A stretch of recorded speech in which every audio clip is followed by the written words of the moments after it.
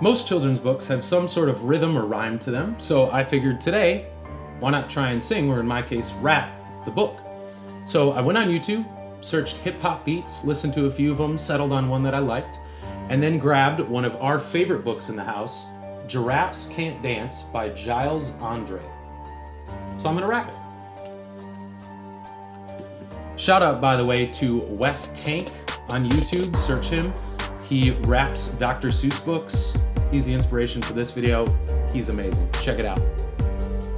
All right, here we go.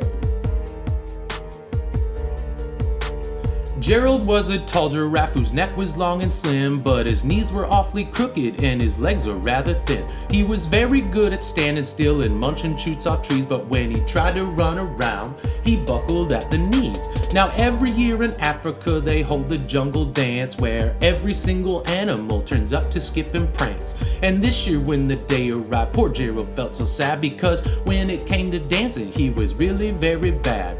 The warthogs started waltzing, the rhinos rocked and rolled, the lions danced a tango that was elegant and bold. The chimps all did a cha-cha with the very Latin feel, and 8 baboons and teamed up for a splendid Scottish reel.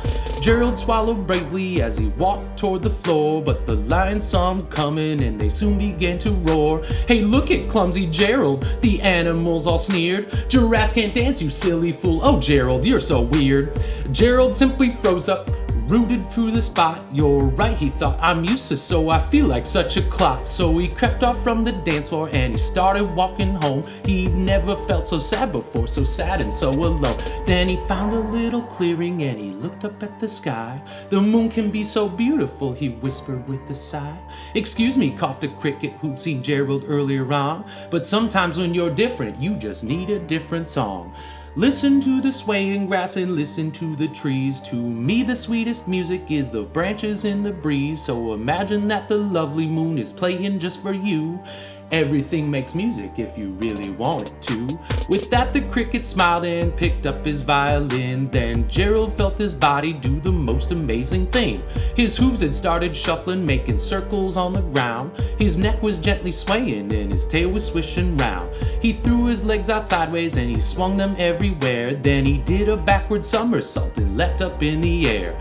Gerald felt so wonderful, his mouth was open wide. I'm dancing, yes I'm dancing, Gerald cried. Then one by one each animal who'd been there at the dance arrived while Gerald boogied on and watched him quite entranced. They shouted, it's a miracle, we must be in a dream. Gerald's the best dancer that we've ever seen. How'd you learn to dance like that? Please, Gerald, tell us how. But Gerald simply twirled around and finished with the bow. Then he raised his head and looked up at the moon and stars above. We all can dance, he said, when we find music that we love.